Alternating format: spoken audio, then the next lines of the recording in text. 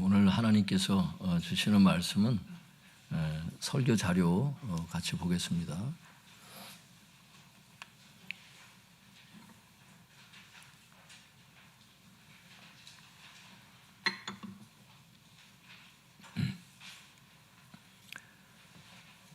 영상으로 예배드리는 성도님들께서는 밑에 자막을 참고해 주시면 되겠습니다.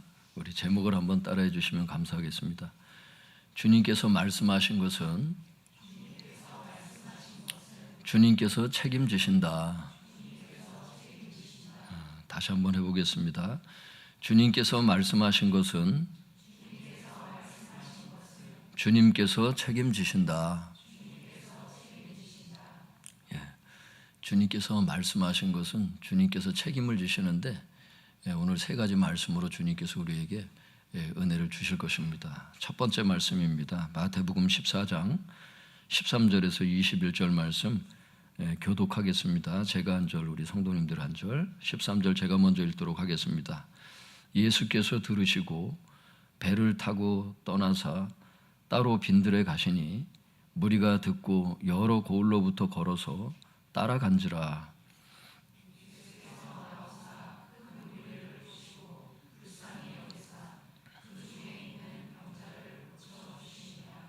저녁이 되매 제자들이 나와 이르되 이곳은 빈들이요 때도 이미 저물었으니 무리를 보내어 마을에 들어가 먹을 것을 사 먹게 하소서.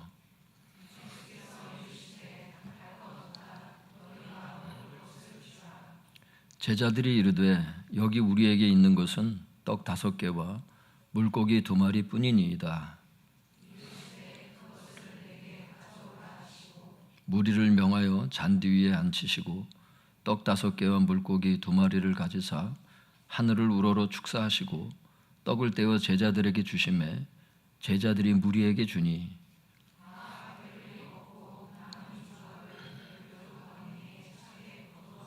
함께 읽겠습니다. 먹은 사람은 여자와 어린이 외에 5,000명이나 되었더라. 그 밑에 보겠습니다. 13절에 예수님께서 혼자 빈들에 가셨습니다. 여기서 빈들이란 사람이 살지 않는 곳을 말합니다. 사람이 살지 않는 곳에 주님께서 이렇게 가시니까 사람들이 거길 따라오는 거예요. 사람들이 이 소식을 듣고 예수님이 가신 빈들에까지 따라왔습니다. 예수님은 이 큰 무리를 보시고 불쌍히 여기셔서 그 중에 병자들을 고쳐주셨지요. 그러다가 이제 저녁이 되었습니다. 제자들이 예수님께 말씀을 드리지요. 이곳은 빈들이요 때도 이미 저물었으니 사람이 살지 않는 곳이고 이제 저녁이 되었으니까 무리를 보내서 마을에 들어가 먹을 것을 사 먹게 하소서 이렇게 얘기를 해요. 주님을 따라갔는데 먹을 게 없어. 주님을 따라가면 계속 긍정적인 일들만 있으면 좋잖아요. 근데 먹을 게 떨어졌어. 없어. 거긴 사람이 살지 않는 동네야. 광야예요, 광야. 그러니까 제자들이 이제 걱정이 된 거죠.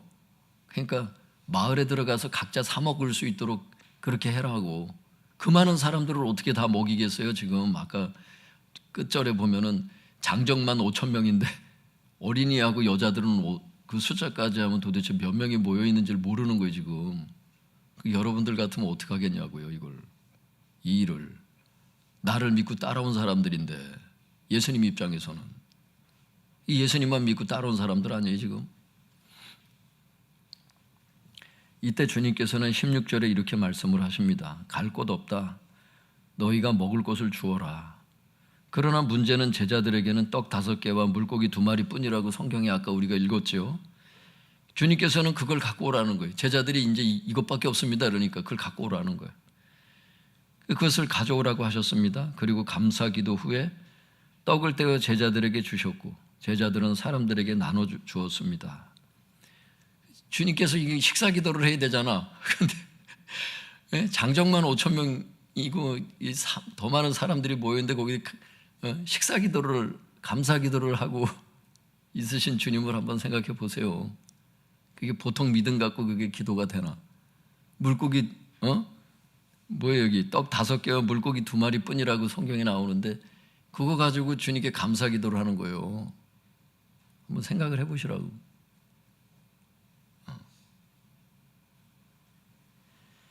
예. 주님께서 이제 기도를 하니까 기도에는 역사가 따르죠. 우리에게서는 뭐 나올 그 능력이 없죠. 인간에게서는. 그 대단히 뭐 능력이 있다고 생각하는 사람들 많이 있겠지만 사람의 호흡이 그 코끝에 있다는 이사야 말씀이 있잖아요. 사람이 대단해 보이죠? 그 호흡이 코끝에 있대. 그 들이마시고 내쉬고 이렇게 숨 쉬는데 끝날 수 있다는 거예요. 그게 인간이라는 겁니다. 지금까지 버젓이 이렇게 살아서 돌아다니다가 내일 아침을 볼 수 없는 사람들도 많을 거예요, 아마. 우리 중에는 없겠지만 사람의 생명이 그 코끝에 있느니라. 겸손하라는 거죠. 뭘 가졌다고, 뭘 많이 배웠다고 그거 아니라는 거예요. 하나님을 알고 인간의 연약함을 알 때 겸손한 마음 들고 하나님을 의지하고 기도할 때 역사가 일어나고, 여러분 아무리 힘든 상황에서도 기도하면 역사가 일어나는 것을 알 수 있길 바랍니다.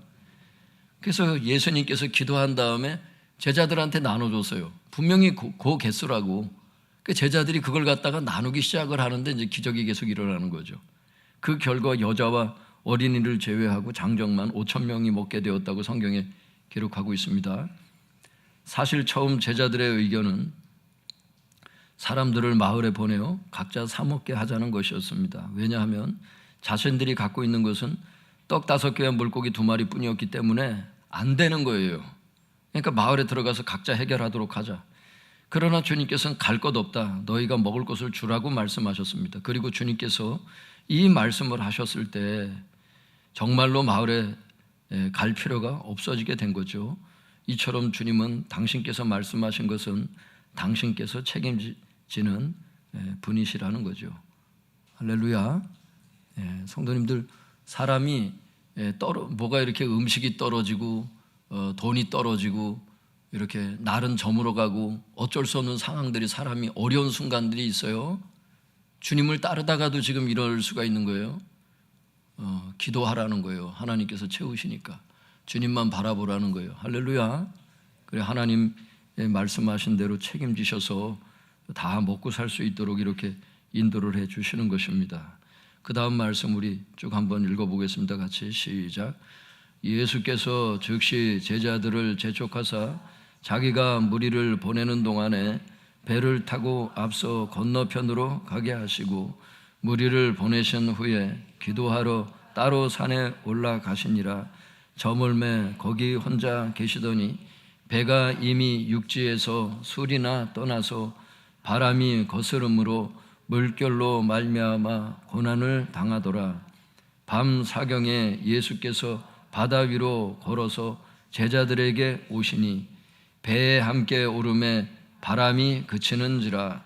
배에 있는 사람들이 예수께 절하며 이르되 진실로 하나님의 아들이로소이다 하더라. 그들이 건너가 게네사렛 땅에 이르니. 그 다음 장, 뒷장 보겠습니다.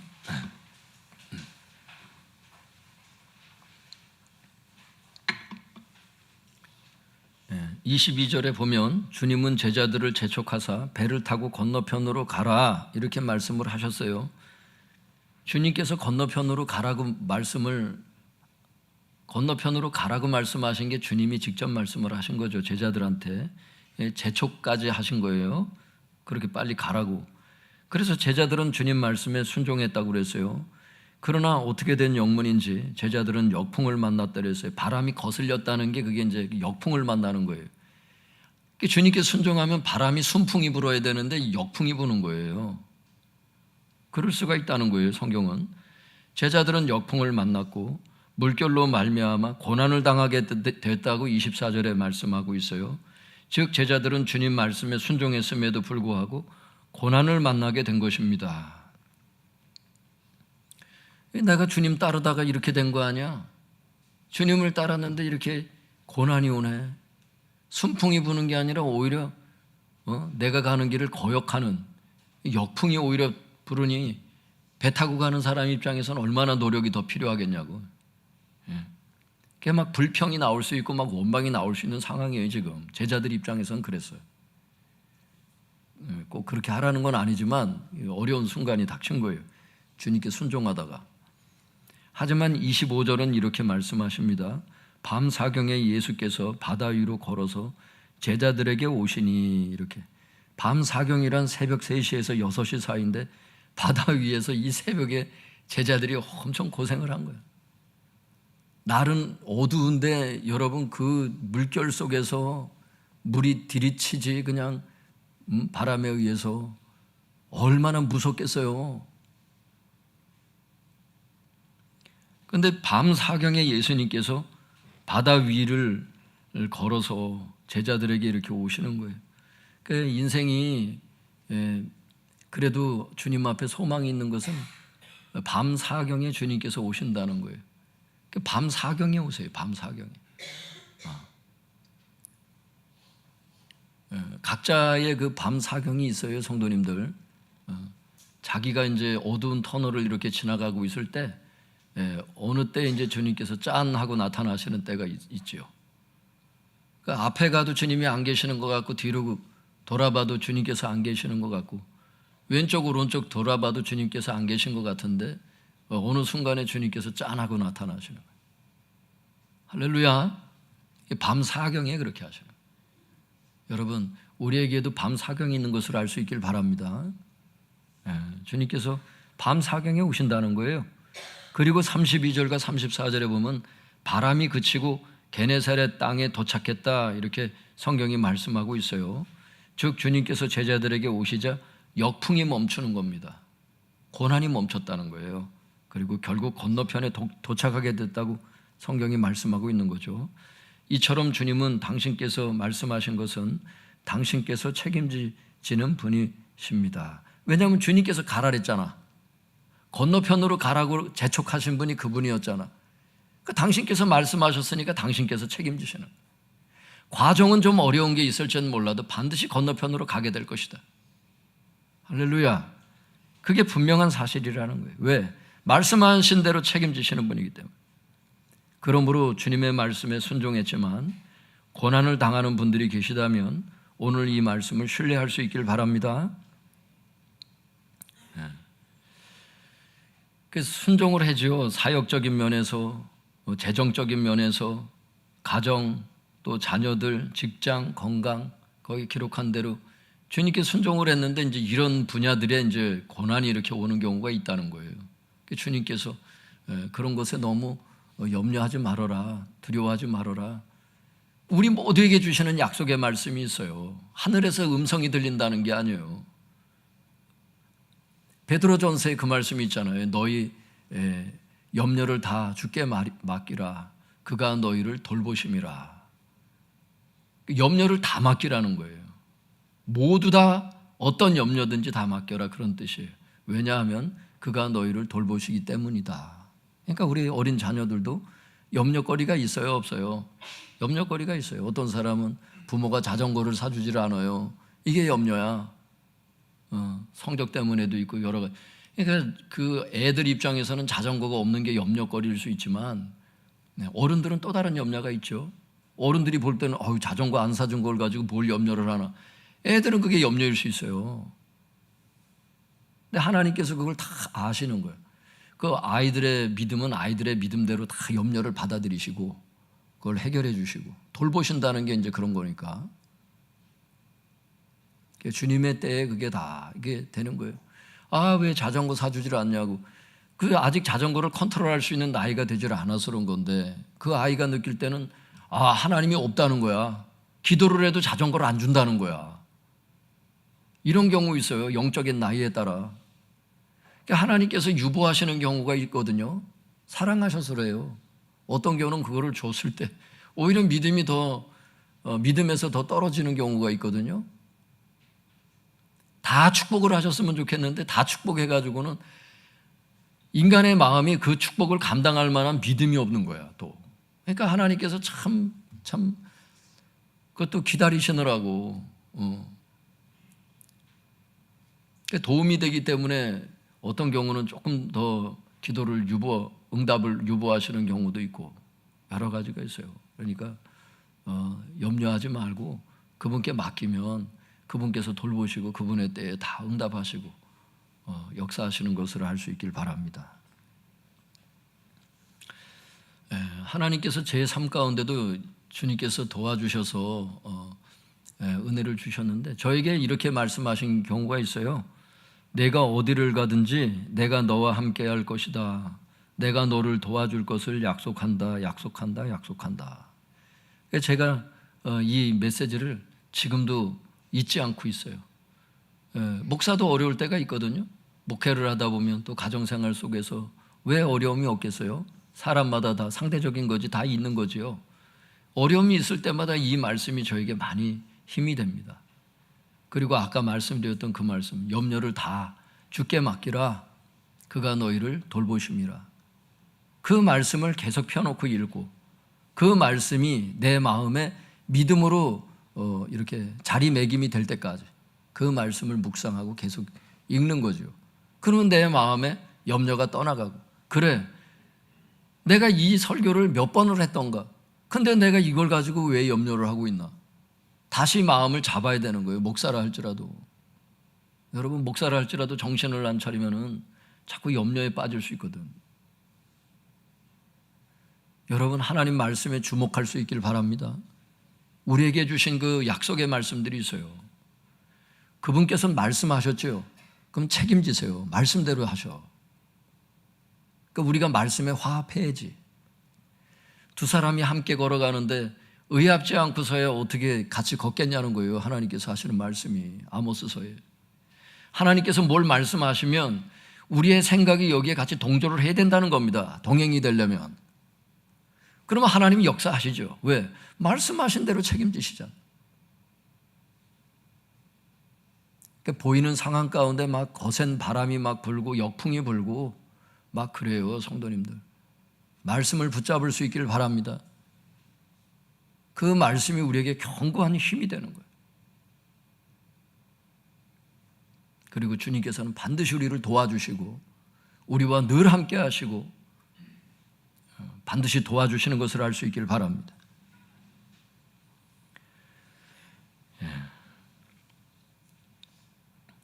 마지막 말씀 우리 마태복음 14장 26절에서 31절 같이 읽어보겠습니다. 시작. 제자들이 그가 바다 위로 걸어오심을 보고 놀라 유령이라 하며 무서워하여 소리 지르거늘 예수께서 즉시 이르시되 안심하라 나니 두려워하지 말라. 베드로가 대답하여 이르되 주여 만일 주님이시거든 나를 명하사 물 위로 오라 하소서 하니 오라 하시니 베드로가 배에서 내려 물 위로 걸어서 예수께로 가되 바람을 보고 무서워 빠져가는지라 소리질러 이르되 주여 나를 구원하소서 하니 예수께서 즉시 손을 내밀어 그를 붙잡으시며 이르시되 믿음이 작은 자여 왜 의심하였느냐 하시고 28절에 보면 예수님께서 바다 위로 걸어오셨을 때 베드로는 주님께 말씀을 드렸습니다. 나를 명하사 물 위로 오라 하소서. 이렇게 주님께 말씀을 드렸어요. 그랬더니 주님께서 베드로에게 와라, 그러니까 물 위로 와라 이렇게 얘기를 하신 거예요. 오라 이렇게 말씀을 하셨죠. 이때 베드로는 정말 물 위를 걷게 되었죠. 즉 오라고 말씀하셨던 주님의 말씀대로 기적이 일어난 것입니다.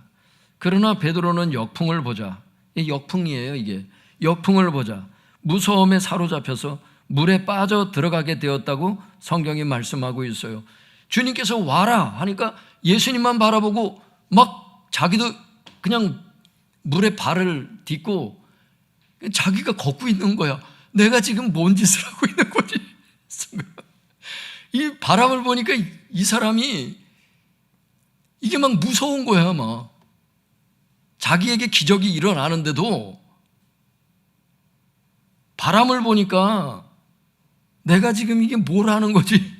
내가 지금 물 위를 걷고 있는 거야, 내가? 막 빠져들어가는 거예요. 그때 베드로가 이렇게 소리를 지릅니다. 주여, 나를 구원하소서. 구원이라는 건 건져달라는 뜻이잖아요. 건져주소서. 31절에 보면은 예수님께서 즉시 손을 내밀었다 그랬어요. 즉시 손을 내밀어 베드로를 붙잡아 주셨습니다. 그리고 주님께서는 베드로에게 말씀하셨어요. 왜 의심하였느냐? 이게 책망이거든요. 왜 의심했냐? 왜 불신의 마음을 품었어? 네가 내 말을 듣고 믿음으로 걸었잖아. 근데 왜 불신을 품냐고. 이렇게 말씀을 하시는 거죠. 다시 말해서 베드로가 물에 빠지게 된 것은 베드로의 의심 때문이라는 것입니다. 그러나 중요한 것은 주님께서 오라고 말씀하셨다면 베드로의 의심에도 불구하고 주님께서 끝까지 책임지신다는 것입니다. 그러니까 예수님을 의심하고 말씀으로 의심하는 게 잘했다 그 뜻은 아니에요. 그러니까 인간의 연약함이 있다는 거죠. 그 연약함 속에서도 주님께서 책임을 끝까지 다하시는 그 예수님의 그 행동에 여기에 초점이 방점이 찍혀 있는 거죠. 의심해도 된다 이런 걸 얘기를 하려는 게 아니라 인간의 그런 연약함과 죄가 있지만 당신께서 끝까지 책임지신 그 모습이 여기에 지금 있다는 거예요. 우리도 마찬가지입니다. 주님께서 말씀하셨다면 주님께서 책임지십니다. 비록 우리가 순종하는 가운데 때로는 믿음이 연약해서 의심함으로 물에 빠져간다고 할지라도 결국에는 주님께서 건져주십니다. 주님께서는 성경에 수많은 약속의 말씀을 주셨습니다. 그리고 우리 각자에게 레마의 말씀을 주셨습니다. 중요한 것은 주님께서 말씀하신 것은 주님께서 책임지신다는 것입니다. 할렐루야. 제가 예전에 그 신학대학원에 이제 시험을 보러 갔어요. 저에게는 굉장히 중요한 시험이에요. 1년에 딱 한 번이기 때문에 그걸 떨어지면 1년을 또 제가 다시 공부를 해서 처자식이 있는 상태에서 다시 공부를 해야 하는 굉장히 나름 진짜 모든 걸 포기하고 직장도 포기하고 진짜 공부만 하고 지금 요 시험을 합격해야 이제 신학대학원을 들어가야 되는 이런 상황인데 주님께서 저에게 어느 날 이러시는 거예요. 메시지를 주시는데 주께서 내가 안고 일어섬을 아시고 이 말씀을 딱 주시는 거예요. 이 보니까 시편 139편 2절에 나와 있더라고. 주께서 내가 안고 일어섬을 아신다는 거야. 그래서 제가 하여튼간 말씀 주시길래 시험장에 이제 갔어요. 그래서 가가지고 했는데 내 자리가 어떤 자리냐 하면 그때가 시험 보는 때가 겨울이었거든요. 바로 문 옆인 거야. 문을 계속 열어놔가지고 추운데 바로 문 옆에 내 시험 그 번호가 있더라고. 아주 안 좋은 자리에 내 자리를 그렇게 학교 측에서 잘 준비를 해놨더라고. 그 사람들은 계속 왔다 갔다 하지 뭘 보려면 글쎄 보세요. 바로 문 앞이니 집중도 잘 안 되고. 근데 갑자기 이 말씀이 생각이 떠오르는 거 있죠. 의자에 딱 앉아 있는데 주께서 내가 안고 일어섬을 아시고 멀리서도 나의 생각을 밝히 아신다고 하는 그 말씀이 다 주님께서 다 아신다는 거예요. 네 처지를. 저는 몰랐잖아. 내가 어떤 의자에 앉아 있고 내 자리가 어떻고 불편한 자리. 문이 두 개인데 딱 그 자리에 앉은 그 두 사람이 그 클래스에서는 제일 안 좋은 자리인 거야. 근데 내 마음에 이런 생각이 들어가는 거예요. 갑자기. 그래. 여기 다 떨어지고 갈 사람들인데 편하게 있다 가야지. 아니, 글쎄, 갑자기 나도 모르게 그 생각이 들어가는 거예요. 미치지 않고서 이런 생각. 그게 쉬운 시험이 아니거든요. 그 학교 시험이 그게. 뭐 재수 삼수는 기본으로 하는 그 학교였는데 나도 모르게 갑자기 그런 생각이 들어가는 거예요. 여기 대부분 떨어져서 갈 사람들인데 편하게 있다 가게 하라는 거예요.